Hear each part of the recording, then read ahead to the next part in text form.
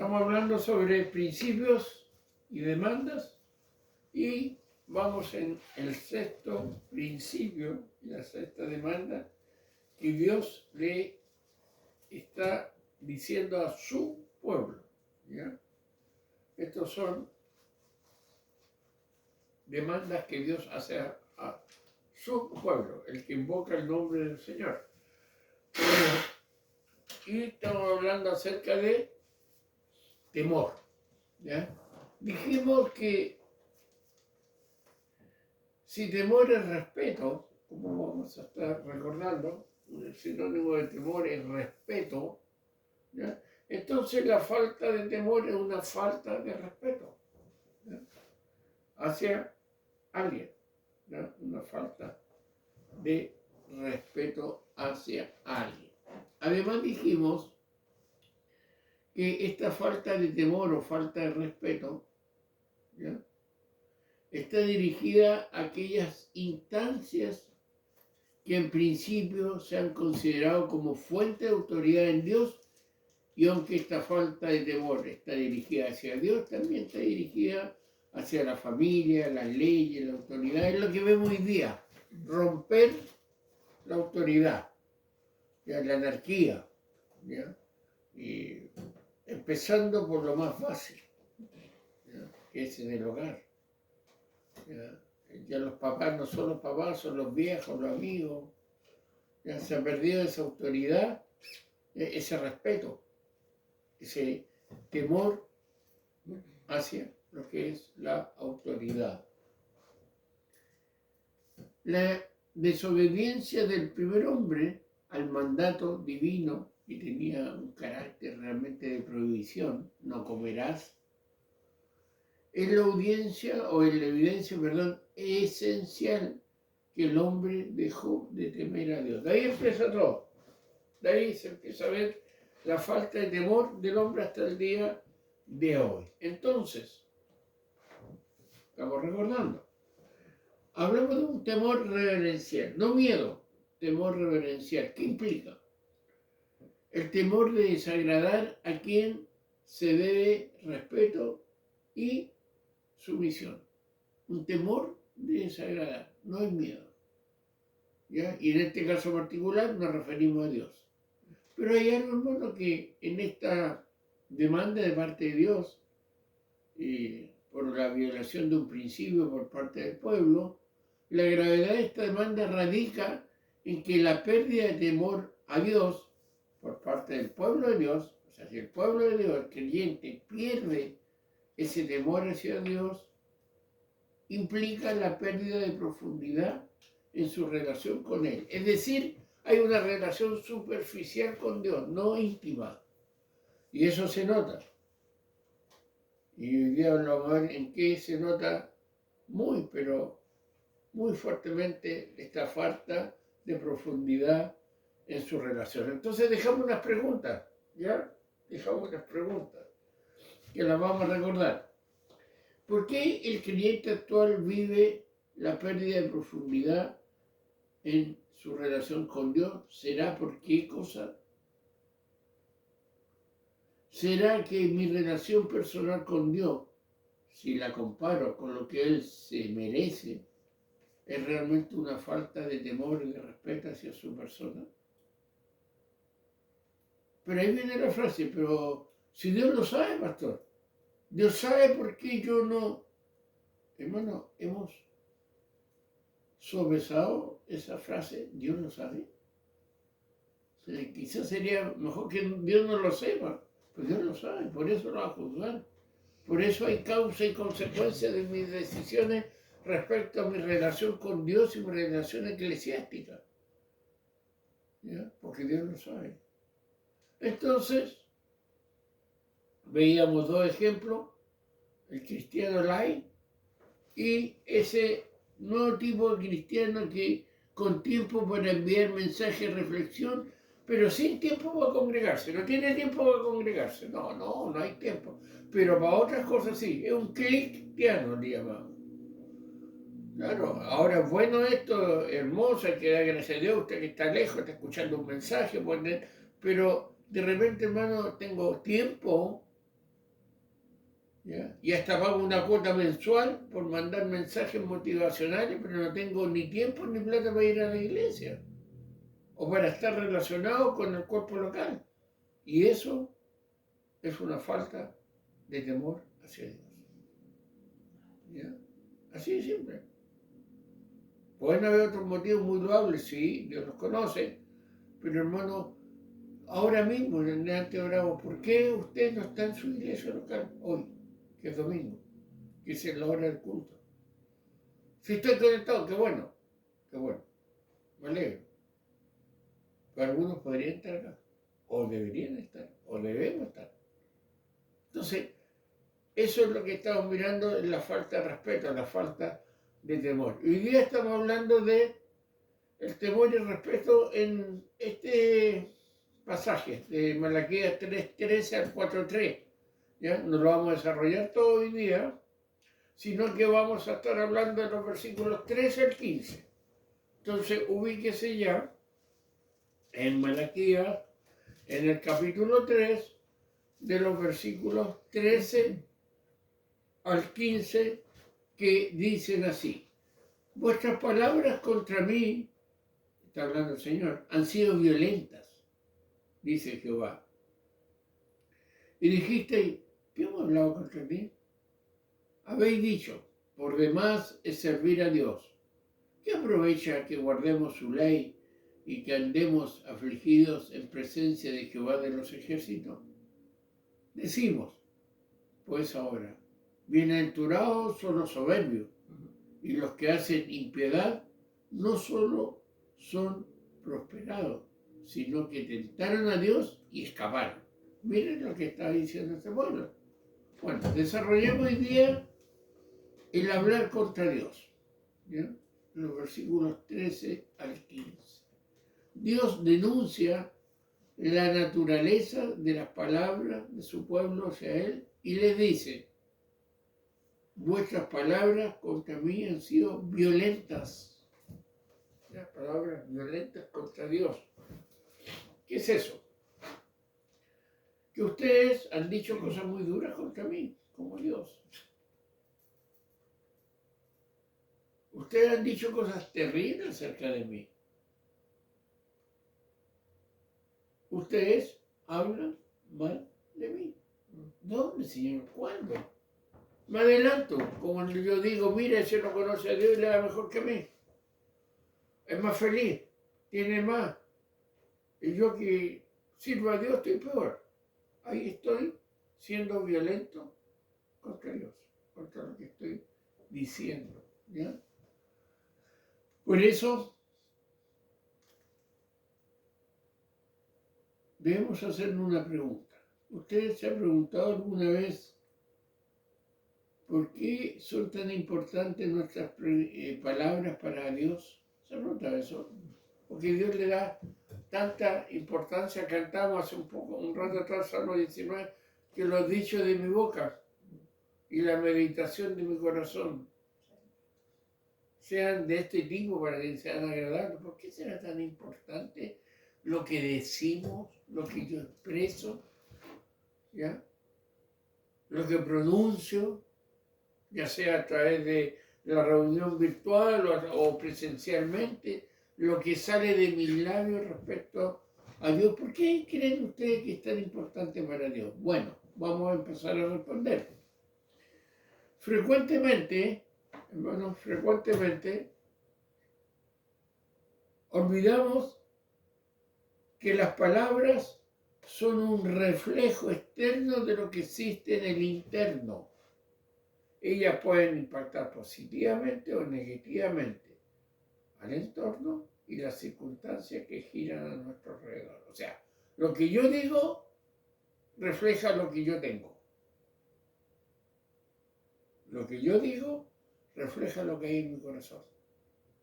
Por eso son tan importantes las palabras. ¿Ya? Este impacto es más profundo de lo que imaginamos. Porque muchas veces no tiramos nomás la palabra, reaccionamos de cierta forma, tenemos el argumento apropiado, pero no nos damos cuenta qué impacto estamos produciendo en aquellos que lo escuchan. Por ejemplo, nuestros hijos. ¿Ya? El tono que elegimos, la forma que elegimos, cómo nos comportamos.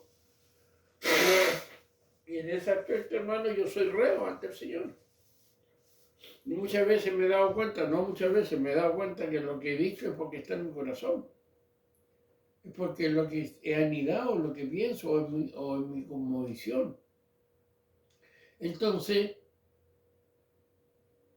lamentablemente, mis palabras están llenas de quejas. ¿Ya? Digo que los inconversos no sufren nada e incluso llego a desear estar en su condición. Es una de las quejas. No estoy diciendo, otro no conoce a Dios, mira, agnóstico, ateo, qué sé yo, y que le va bien, ¿no? Tiene hasta ganas hasta plata, ¿no? Porque algunos creen que la felicidad, el sinónimo de felicidad es plata. Ayuda sí, pero no es el sinónimo total. Porque si usted puede tener una herencia, una porra de plata y le diagnostican una ACV o un cáncer terminal, la plata no le ayuda a los más a paliar, pero no a sanarse. ¿Ya? Y lo que más importante también es su eternidad. Entonces, a veces nos quejamos en ese aspecto. Cuando yo digo que a los inconversos les va mejor, que no ir a la iglesia, que no ser tan fanático con las cosas de Dios, les va mejor, me olvido de lo más importante. Aunque ellos realmente tuvieran abundancia de toda clase de bienes, no tienen salvación. ¿Ya? Y esto, hermano, es algo que nunca debo olvidar. Si yo pienso en cuanto a lo externo, en cuanto a lo que realmente vale la pena,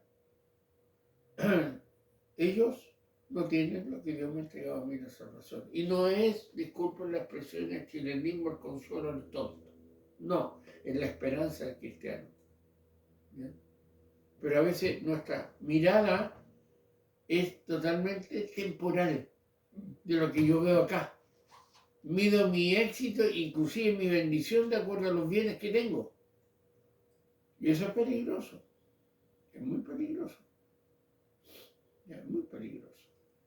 Entonces, Dios a través de Malaquí, hermano, le recuerda a su pueblo lo mucho que los estima y lo especial que son para él. De lo contrario, Dios no se molestaría en reprenderlos y hacerlos volver al camino de la verdad para restaurar sus relaciones. Hermano, si Dios te está diciendo algo, si te molesta un mensaje de este estilo porque Dios está trabajando en tu corazón y te dice, vuelve, estás mal. Tus palabras no son las correctas. Perdón. Por más que suenen espirituales cuando estás congregado, no son las correctas, aunque en tu corazón hay otra cosa. ¿Ya? Y finalmente tus palabras van a reflejar lo que está en tu corazón. Mateo 12:33. ¿Ya? Es muy conocido sobre el árbol y los frutos. Mateo capítulo 12, versículo 33. ¿Qué dice? 12:33. Dice, o hacer el árbol bueno y su fruto bueno, o hacer el árbol malo y su fruto malo, porque por el fruto se conocerá el árbol. Esto es muy común, ¿verdad? Por su fruto los conoceréis. Esta persona ya no se pinta, ya no usa pantalones, ya no hace esto, es cristiano. ¿Ya? Fruto. Ven ese tipo de fruto. Pero hermano, hay algo muy importante. Árbol, fruto, sí. Sí. Se usa mucho como evidencia y se deben ver como evidencia, pero, hermano, en esta lista, para referirse a tales frutos, decimos orar, cantar, conectarse, diría colocado, congregarse, conectarse, diezmar, ofrendar, estudiar la Biblia, fruto. ¿Sí? Pero lo que Jesús va a decir a continuación es lo que explica con claridad a qué clase de frutos se está refiriendo. Versículo 34 de Mateo 12. Generación de víboras, ¿cómo podéis hacer lo bueno siendo malo? Porque de la abundancia del corazón habla la boca. Ahí está. A ese tipo de frutos se está refiriendo el Señor. ¿Ya? Un verdadero fruto que debe mostrar una persona cuyo corazón ha sido transformado por el poder de Dios. Tú te dices cristiano, alaba al Señor, Padre Celestial y todo. ¿Te dices cristiano? Sí. ¿Te dices evangélico? ¿O te dices salvado? El Señor es mi pastor, nada me faltará. Sí. Bueno, ¿sabes cuál es el fruto que tiene que verse en tu vida? Y también en mi vida. El fruto inequívoco, y que era algo que le faltaba a este pueblo, es la calidad de sus palabras. Porque tales palabras proceden de su corazón. Lo que está en su boca es lo mismo que está en su corazón. ¿Ya? Lo ocupamos mucho, pero ¿y nosotros? ¿Ya? Uno de los frutos más significativos del cristiano es cómo habla. Y no es simplemente la canutología, como le digo yo, o la jerga que usa en su vida por ser evangélico. Aleluya, caminemos, el Señor dejó de caminar, Maraná. No, esa jerga cualquiera la puede aprender. No está hablando de eso. No es el cómo hablar, que a veces, inclusive en vez de engrandecer el nombre de Dios, lo deja ridículo porque el de al lado no tiene idea de lo que están hablando. Donde se juntan dos hermanos, oye, ¿subiste de hermano Juan? Los dos están en el trabajo, el tercer compañero no es cristiano. No, ¿qué pasó con Juan? ¿Dejó de caminar? No, sí, hace como 2 meses que no camina. Y se acerca el compañero y dice, oye, ¿no atropellaron? No entendieron el concepto de caminar en Cristo. ¿Se dan cuenta? No se refiere a ese hablar. No. Lo que habla constantemente la persona y prioritariamente es lo que está en su corazón. A eso nos estamos refiriendo. Ahora, por favor, yo no voy a estar trabajando, atendiendo público, aleluya, Dios lo bendiga, sí, Señor, yo te decía, no estoy hablando de eso. Pero mis temas de conversación, mi temática mayor, mis palabras constantes y prioritarias son las que están en mi corazón. Y es impresionante que hay cristianos que se congregan, que son fieles, van a la reunión de domingo a domingo, que van a todas las actividades y su tema no es tema que agrade al Señor ni a veces del Señor. O mal aplicado. Ahora andan todos buscando dónde sale en la Biblia que los asterios son demonios. Andan fascinados con eso. ¿Ya? Ahora salieron con un santo. ¿Sabes qué es un santo que tiene que ese perro? Entonces, de allá viene, se están entretenidos en eso. Y me contaron por ahí que ya había un pastor que estaba orando por, no sé si se convertían los perros o los humanos, no tengo idea, pero están en eso. Ahora, eso es lo que está en su corazón. ¿No? Porque lo que yo hablo constantemente y lo que yo priorizo en mis palabras son lo que está en mi corazón. Es decir, que tengo que preguntarme, estos mensajes, usted ya llega 19, 20 mensajes Malaquías, más todo lo que hemos visto, Salmo y todo lo que hemos visto, son años, pregúntese, ¿qué es lo que más hablamos cuando exponemos la Escritura? Eso es lo que está en nuestro corazón. Son las predicaciones que usted escucha de experiencia solamente, que vine, que bajó un ángel, que el ángel me tocó, que con una varita que subía al cuarto cielo, o es palabra de Dios, o es palabra de arrepentimiento, o es palabra de confrontación que el Señor me dice, ya, que habría de jugar a ser cristiano, tienes que servirme. Bueno, eso es lo que está en el corazón. Ore mucho por el corazón de su pastor para que lo que predique sea bíblico y no lo que la gente pide. ¿Ya? Algo importante, hermano, cuando estamos hablando de esto del corazón de hablar. No pensemos que hay palabras equivocadas, escucha bien, no pensemos que hay palabras equivocadas o inocentes, no existen eso. Toda palabra se dice con una intención. Y la razón de esto es porque todas ellas nacen de nuestro corazón. No podemos desconocer esto. No hay palabra, no solo lo que dije, no. Salió lo que estaba en tu corazón, en mi corazón. Por eso yo decía hace un rato atrás, yo me encuentro muy raro cuando tengo un mensaje así. ¿Por qué hice así? Porque eso está en tu corazón. Eso dejaste estar.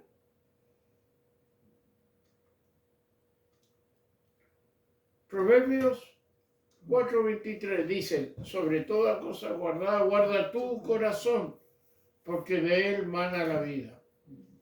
Cuida tu mente más que nada en el mundo, porque ella es fuente de vida.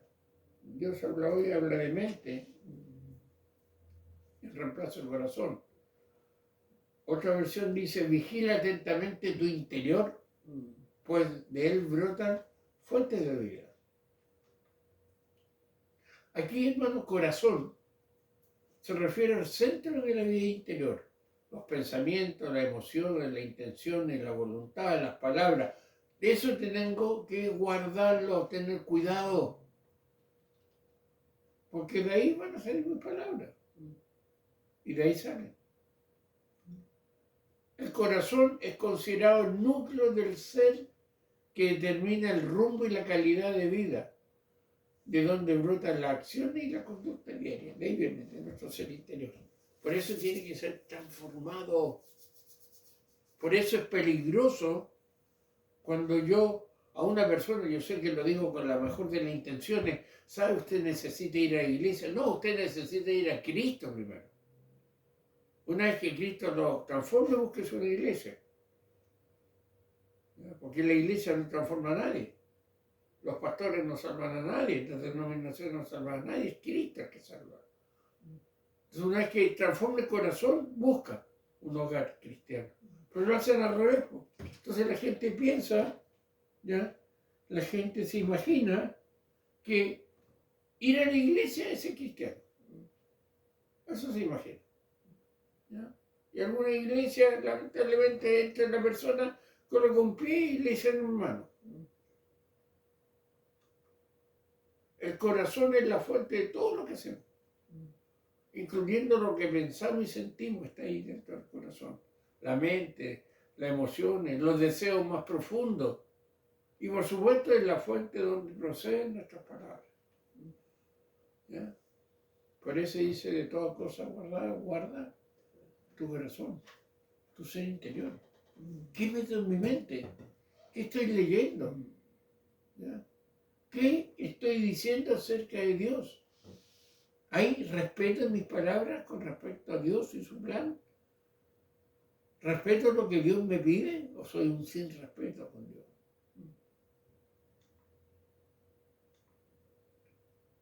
Malaquías 3:13. Nuevamente, nos llega nuevamente preguntando, ¿por qué son tan importantes nuestras palabras para Dios? Repetimos, frecuentemente olvidamos que las palabras son un reflejo externo de lo que existe internamente. Pero detengamos un rato, hablar bien cuando las circunstancias son adversas.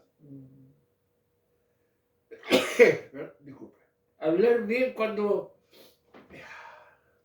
surge algo imprevisto, un accidente, una enfermedad, un desfase económico, ¿ya? Una traición, un matrimonio roto, una familia desintegrada.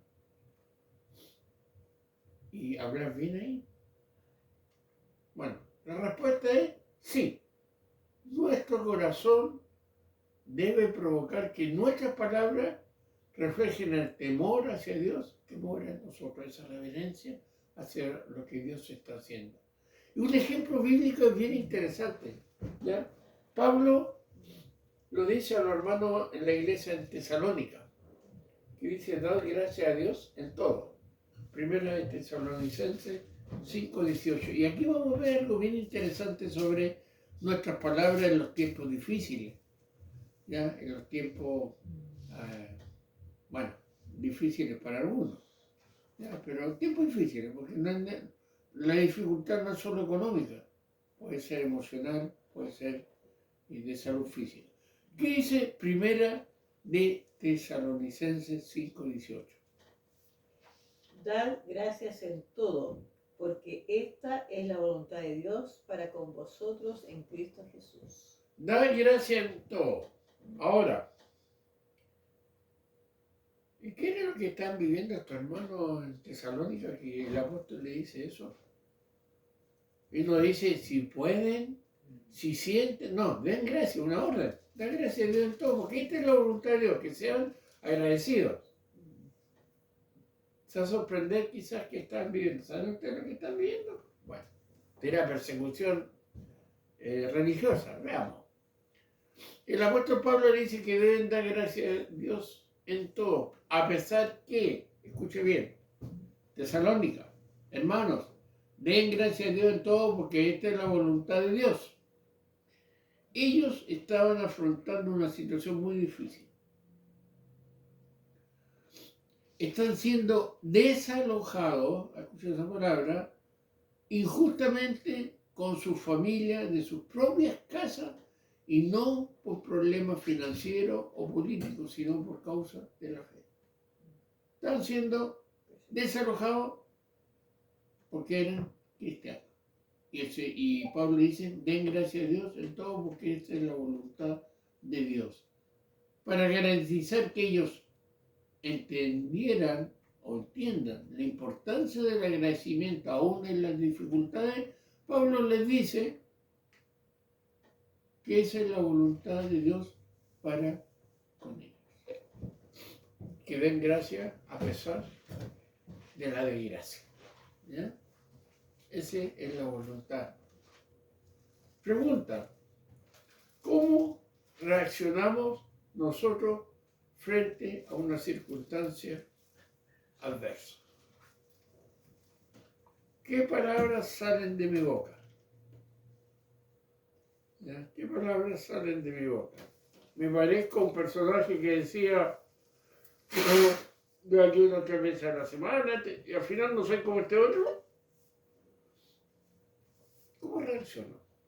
¿Cuáles son mis palabras frente a las circunstancias adversas? ¿Realmente mantenemos el equilibrio, la coherencia cristiana en nuestras palabras? ¿Realmente? O a veces podemos decir, no, si no estoy bien, pero no es que no esté bien, estoy menos mejor nomás. Qué fácil y rápido es hablar contra Dios, especialmente cuando estamos en medio de una tormenta, ¿o no? Claro. Por eso el Señor confrontaba a su pueblo. Dios se sintió ofendido por las palabras de su pueblo en tiempo de Malaquía, y es porque ellos nos reflejan un testimonio a la altura del pueblo escogido que ellos son. Por tanto, escuchen bien, nuestras palabras, o cuando nuestras palabras se mantienen agradeciendo a Dios a pesar de las circunstancias, lo que en esencia estamos causando es que sea un testimonio para los demás, mostrando que en nuestro corazón hay sujeción al Dios soberano y temor a su santa palabra. Hermano, el caso contrario, cuando hay un cristiano quejoso, oiga, que es difícil tratar a esa persona. Difícil que tratar a esa persona. Había un caso que decía que cada domingo le preguntaban cuál era la enfermedad o el dolor de turno que tenía esa persona. Porque había una queja nueva. Siempre una queja nueva. Sí, pero. En los labios de alguien que se dice ser cristiano. O a lo mejor no me quejo así, pero digo, pensar que la familia al frente que no conoce a Dios le da mucho mejor que a nosotros. Tiene mucho más que nosotros. ¿Ya? Eso es quejarse ante Dios. es dar un mal testimonio. Entonces, vamos a Malaquías 3:14 ahora. Miren a dónde llegó este pueblo, 14 y 15, por favor. Escuchemos Malaquías 3, 14 y 15. Habéis dicho, por demás es servir a Dios. ¿Qué aprovecha que guardemos su ley y que andemos afligidos en presencia de Jehová de los ejércitos? Decimos, pues, ahora, bienaventurados son los soberbios y los que hacen impiedad, no solo son prosperados, sino que tentaron a Dios y escaparon. Hay un desafío, y es egoísta, de parte de los que no temen a Dios y se preguntan, ¿qué beneficio trae servir a Dios? Vemos qué implica esta interrogante. El pueblo ve a los malos, escuche bien, esos que no se arrepienten de su pecado y contrastan su condición con los que sí temen a Dios y se arrepienten del pecado diciendo, ¿qué dicen? Miren cómo nos va. ¿Cuál es el beneficio de ser cristiano? Desde que me metí a ser evangélico me ha ido peor. Más encima me sale más caro. ¿Ya? ¿Por qué? Si el otro que no conoce a Dios goza de todo bueno y yo gozo de todo lo malo. Esto mismo, pudo haber sucedido durante su cautiverio del pueblo en Babilonia. Pudieron haber pensado que era una potencia construida por hombres que no tenían temor de Dios, una sociedad sin Dios, y con todo ello, la que le parecía le iba bien. Le iba bien. Y hermano, a veces nosotros, mira, ese sector, mira, qué impresionante. Ya, impresionante. No, nadie conoce a Dios, pero les va bien, ¿eh? Muchas veces el pueblo de Dios reacciona así. Entonces, este pueblo desafió a Dios, señalando la condición de quienes no le temen y les va bien, y con ello buscar algún beneficio de servir y temer a Dios. Hicieron como que sopesaron. Al inconverso era mejor. ¿Qué saco ese inconverso? Estás dando de mi plata, negándome a esto, sacrificando el domingo que es para descansar, porque algunos creen que el domingo es para descansar, y todo, no. Estoy hablando de que se dice en pueblo de Dios. El Señor nos sea ayudando. Hermanos, en Hebreos capítulo 3, si quieren lo ubican, aunque no lo vamos a leer, el escritor nos recuerda la historia del pueblo de Israel. Usted debe conocerla. Primero que nada, inicia narrando la esclavitud en Egipto. ¿Ya? Vamos siguiendo la idea. El pueblo estaba esclavo. Luego la salida hacia el desierto. ¿Ya? Y hay un aspecto muy importante, no sé si usted lo recuerda, un aspecto relevante de este relato es que todos aquellos que murieron en el desierto, 40 años hacia arriba, y no entraron a la tierra prometida, en esencia, escuchen bien, no entraron en el reposo del Señor. Esa frasecita, gracias. No entraron en el reposo del Señor. Es decir, no tuvieron descanso. Anduvieron vagando y penando por el desierto. Bueno, hagamos una comparación de esto con nuestra vida como cristianos. La vida cristiana figura de alguna manera también este curso. Primero que nada, cuando estábamos sin Cristo, éramos esclavos del pecado, encadenados a este mundo. Ejemplo. Luego vino Cristo y nos libertó, nos hizo nacer de nuevo. Al nacer de nuevo, bueno, eres libre. Ahora, nos libertó conduciendo por el desierto temporal de la vida en la que solo estamos de paso. Hermano, esta vida es un desierto, en muchos aspectos, pero estamos de paso, porque el pueblo iba de paso a la tierra prometida. ¿Ya? Entonces, durante nuestro peregrinaje, En el desierto existen muchas luchas, peligros y necesidades que debemos enfrentar. Por ejemplo, tenemos hambre y sed de justicia. Queremos que se haga justicia y qué sé yo. En este peregrinaje.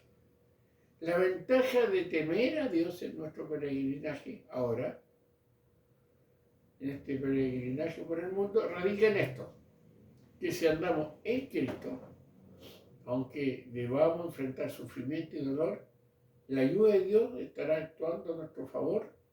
Siempre tendremos descanso y consuelo. Siempre. ¿Ya? Aunque estemos pasando por el momento más difícil, vamos a tener consuelo y descanso en el Señor. En cambio, el que no lo conoce, no halló descanso. ¿Ya? No hubo reposo en este andar.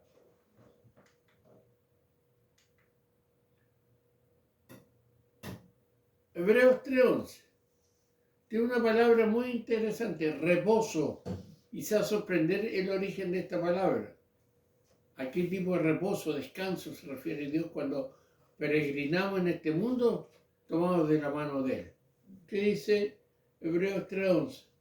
Por tanto, juré en mi ira, no entrarán en mi reposo. Ya. ¿Quiénes? Los que no estuvieron de 40 por arriba al desierto, mueren ahí, no entran en reposo. Ya. Este término viene de la palabra catapausia, y significa lugar de descanso. Ya, ellos no tuvieron lugar de descanso, catapausia. ¿La había escuchado? Pues fíjese que le marqué una parte de la palabra en amarillo, pausa. Bueno, no he escuchado eso. Quizás no es una palabra muy común, sin embargo conocemos una muy parecida, menopausia, que indica el cese de un proceso natural en la vida de una mujer. El organismo entra en un reposo, descanso. Ya no procrean más, hay varios. La menopausia, reposo, descanso. Interesante, ¿eh? Entonces, utilizando esta idea, la menopausia, entendemos que cada pausa es el reposo que Dios ofrece a su pueblo. Les hace descansar de un proceso natural y necesario de peregrinar. Nos da descanso. ¿Ya? ¿Actualidad? Ya. Pero ¿por qué el pueblo de Israel no experimentó el reposo de Dios? Porque ellos, aún siendo libres, veían hacia atrás y se volvían a la esclavitud. Anhelaban los placeres y la vida de Egipto, se olvidaban de los azotes de la esclavitud, el trabajo forzado y toda clase de violencia que recibieron en Egipto. Pero ellos querían volver. Desde que salieron querían volver. Hermanos, lo mismo ocurre a los cristianos, que habiendo sido traídos al estado de libertad en Cristo, gustan seguir viviendo en esclavitud, anhelando todo lo que dejaron en el mundo y por eso no gozan del reposo del Señor. No gozan del reposo del Señor. Nunca olvide que uno de los beneficios de servir y temer al Señor es que cuando tenemos la mirada en Dios y no en la tierra de Egipto, que se dejó atrás, vamos perseverando en armonía con la voluntad de Dios, sujetos a su palabra en comunión con los demás miembros del pueblo. Tenemos plena seguridad que este peregrinaje es temporal y que nuestra morada final es eterna. Bueno, la vida es un desierto, es un peregrinaje. Y vamos a estar pasando por dificultades, por enfermedades, ¿no? Por frío, por hambre. Pero si estamos en el Señor tenemos el reposo, la quietapausia, el lugar de reposo en el Señor, para saber que solo vamos de paso, nada más. Así que temer a Dios, respetar a Dios, hablar bien de Dios, no compararnos con aquel que no conoce a Dios, trae amplios beneficios al cristiano. Tiene provecho inmediato y eterno. Pero quienes no temen a Dios, escuche bien, no solamente no entran al reposo del Señor, sino que quedan excluidos de disfrutar todas las bendiciones que Él otorga a los suyos. Puede que temporalmente sea lo más próspero que hay, pero no tienen reposo para su alma. Eso se lo puedo asegurar. Se lo puedo asegurar. Entonces, hermano, cuando hablamos de temor a Dios, de hablar mal de Dios, que nuestro clamor sea lo que la palabra de Dios dice. Guarda mi boca, oh Jehová, guarda la puerta de mis labios. ¿Bien? El Señor nos sea ayudando. Para el próximo mensaje, léase de los versículos 16 al 18 del capítulo 3 de Malaquías. Señor, gracias por tu palabra. Ayúdanos a que nuestra boca refleje con fidelidad lo que es nuestro corazón, por lo tanto que en nuestro corazón esté el fruto que solamente tú sabes dar. Bendice a quienes escucharon el mensaje, a quienes lo van a escuchar y a quienes necesitan escucharlo. Ayúdanos, Padre. Te lo pedimos en el nombre de Jesús.